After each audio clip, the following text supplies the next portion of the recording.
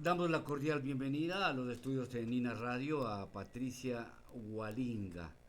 Mira, Pati, no hemos tenido la oportunidad de conversar desde cuando fuiste nombrada para ser parte del Foro Permanente de los Pueblos Indígenas de la Organización de las Naciones Unidas.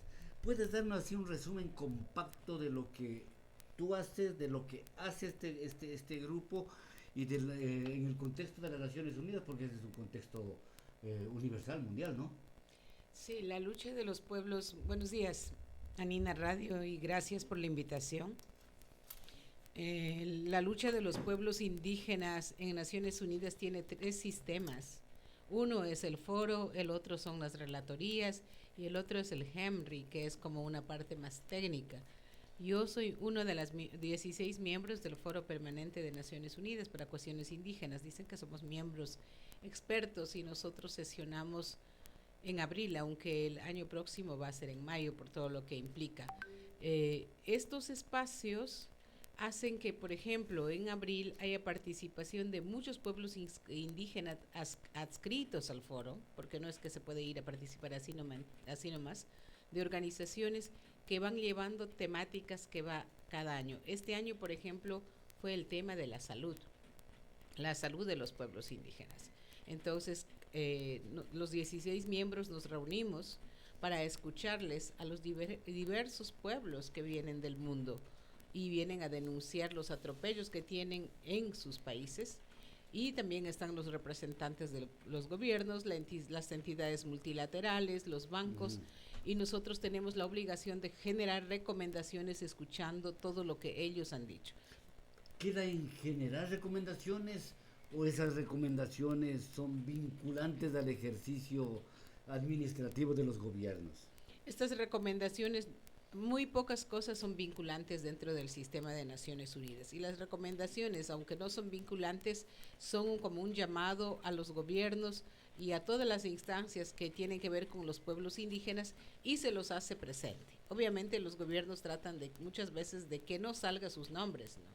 Y tratan de llegar y muchas veces presionar, especialmente gobiernos como China y Rusia. Pero nosotros como miembros del foro somos independientes y en ese contexto nosotros lo que hacemos es generar las recomendaciones pertinentes, verificando que haya muchas cosas que están pasando al mismo tiempo. Y Ecuador también ha tenido sus recomendaciones, especialmente en el tema de las sentencias de la Corte Interamericana de Derechos Humanos que no han sido cumplidas. Y por ejemplo, ahí en ese foro en el que tú asistes, en este foro permanente, pues también se trata problemas de la selva. Por ejemplo, el causa Sacha, que es el tema que estos últimos días hemos venido abordando a propósito del foro panamazónico. Sí se lo menciona, pero eso más bien ha sido puesto en el conocimiento de la Corte Interamericana, que esa sí es vinculante y como hay un proceso de incumplimiento de la sentencia, Ujú. Sarayaku plantea de que haya un reconocimiento real de lo que es la selva viviente o causa xacha de todo el territorio, en base a las sentencias incumplidas. Entonces ese es un proceso que está siguiendo la Corte bajo la supervisión de la Corte Interamericana, que en la última audiencia el Sarayaku solicitó que hagan una supervisión permanente Ujú. al incumplimiento. Entonces, ese está más bien metido en la Corte, se menciona y es bueno saber que Naciones Unidas lo toma, no solamente el foro, el nombre causa Xacha, alguna vez en Estocolmo más 50 dijeron causa Xacha selva viviente y esa se está mencionando y poco a poco seguramente ya irá yéndose a planos como Naciones Unidas en la que en algún momento se hablará con franqueza. Pero esto es todo un proceso. Sarayaku lo puede ir a mencionar y se lo puede ir dentro de las recomendaciones, poquito a poco como mención, pero no necesariamente explícitamente porque es un proceso que va tomando forma. A ver, ¿hasta dónde el foro al que tú asistes y el de que formas parte como ecuatoriana en estas instancias de los pueblos indígenas va más allá, digamos, del discurso? O sea, existen casos relatables y recientes que digan esto salió del foro y esto se hizo en mi sector, en mi comunidad, en mi nacionalidad. Bueno, el foro es ese espacio donde los pueblos van y pueden decir de frente a los gobiernos todas las violaciones que están diciendo en un espacio neutro. Ujú, Y obviamente los gobiernos tratan de refutar. Es un ambiente donde están todos los estados de Naciones Unidas, todos los que ujú, pertenecen a Naciones Unidas. Es un espacio sumamente importante. Ahora, las recomendaciones, el informe que nosotros sacamos, de alguna vez induce a muchas entidades multilaterales a tomar en cuenta lo que está pasando. Depende de la voluntad también de cada uno de los países, porque no es una sentencia, es una recomendación. ujú, Pero eso implica que ella lo pone dentro de la opinión del sistema y lo pone de una manera formal. Si el pueblo que lo fue a demandar acoge con más fuerza y empieza a decir que eso está ya recomendado dentro del foro, e inclusive tienen casos jurídicos y todo lo demás, lo que puede dar es mayor fuerza.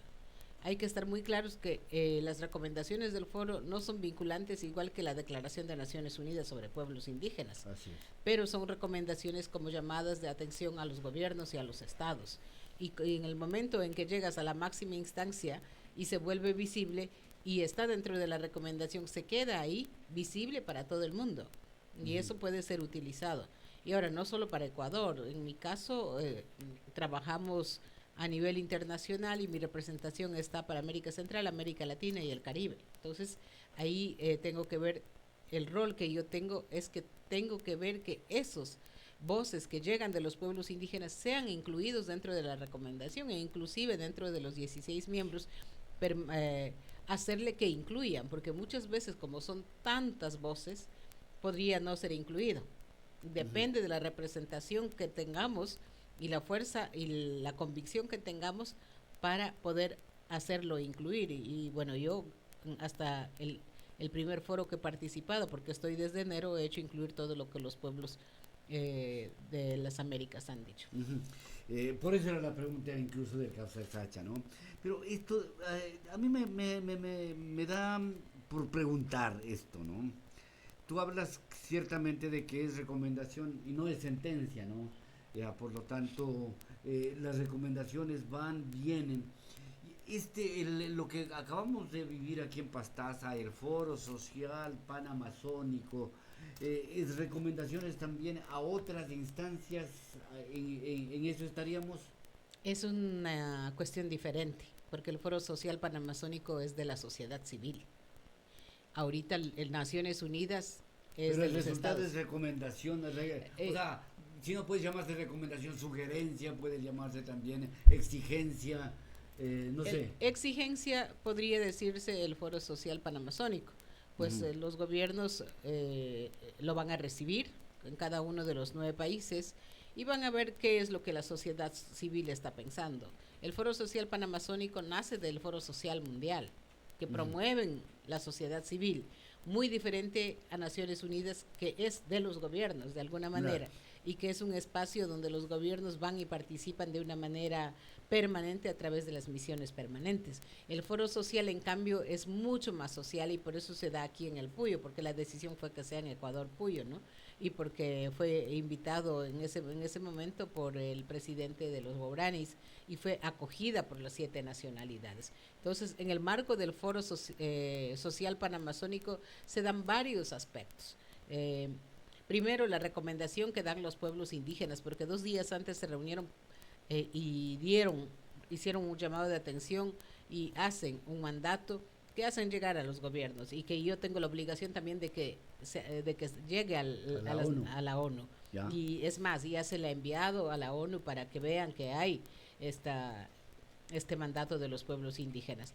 El otro que está sesionando y que fue todo es el Tribunal Ético de los Derechos de la Naturaleza. Este tribunal no es vinculante, es ético, pero lleva los procesos judiciales y por ejemplo en el caso de Brasil ellos están construyendo un caso que van a llevarlo dentro de su país Brasil y pueden venir a denunciar. Son formas de visibilizar casos. Aquí el caso de Ecuador fue sobre la nueva ronda petrolera que hay temor de que se lo dé. Que puede avecinarse. Sí, que está ahí latente. Pero, por ejemplo, en el caso de Brasil, era un caso tan interesante porque es un caso donde ya termina el río Amazonas y donde se une al Océano Atlántico y el impacto que está generándose ahí con todo el tema de la pesca que sube por los ríos amazónicos y toda la infraestructura.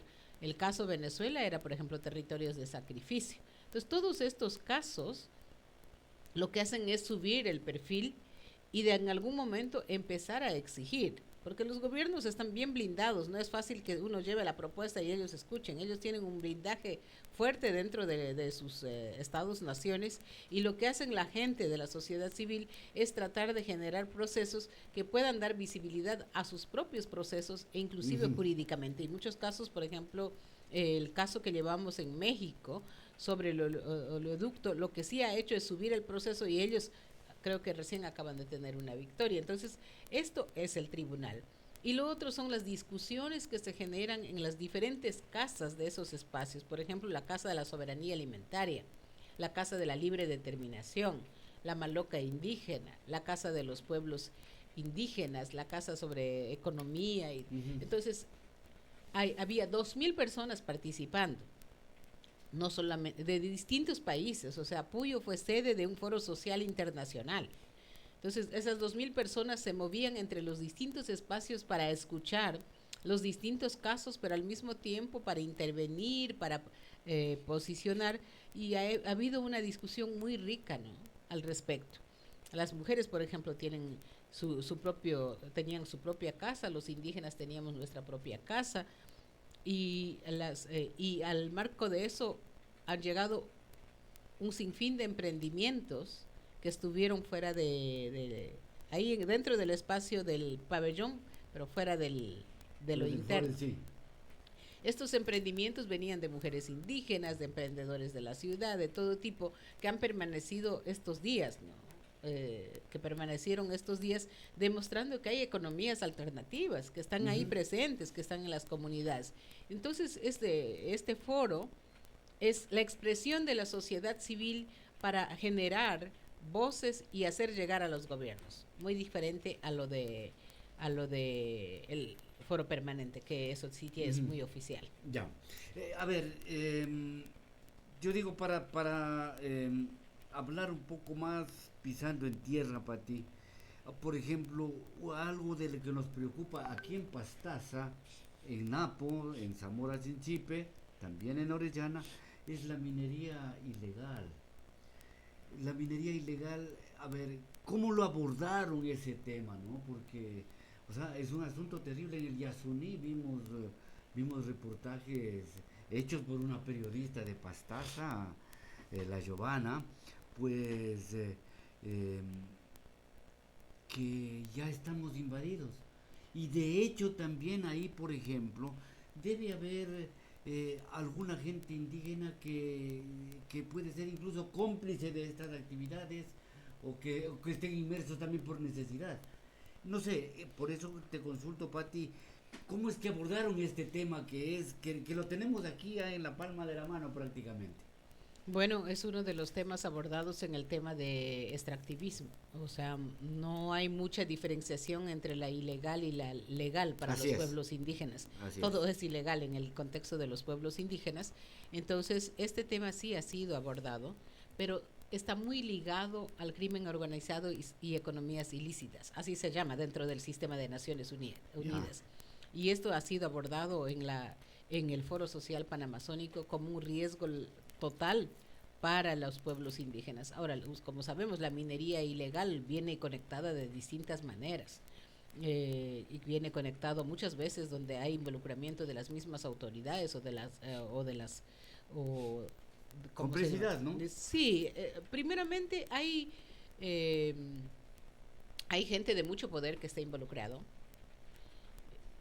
y también la fuerza pública está involucrado. El último eslabón son los pueblos indígenas, y muchos porque el precio del oro está altísimo. El precio del oro, escuché que estaba como a 4,000 la onza. Sí, es sumamente altísimo. Entonces, el pueblo que antes sembraba yuquita, platanito para vender y que salía, no tiene, es abismal pues la comparación de los Así precios que es. puede hacer. Y mucha gente ha caído en eso, especialmente cuando no tiene una conciencia real del cuidado ambiental. Y realmente es una preocupación también de las organizaciones.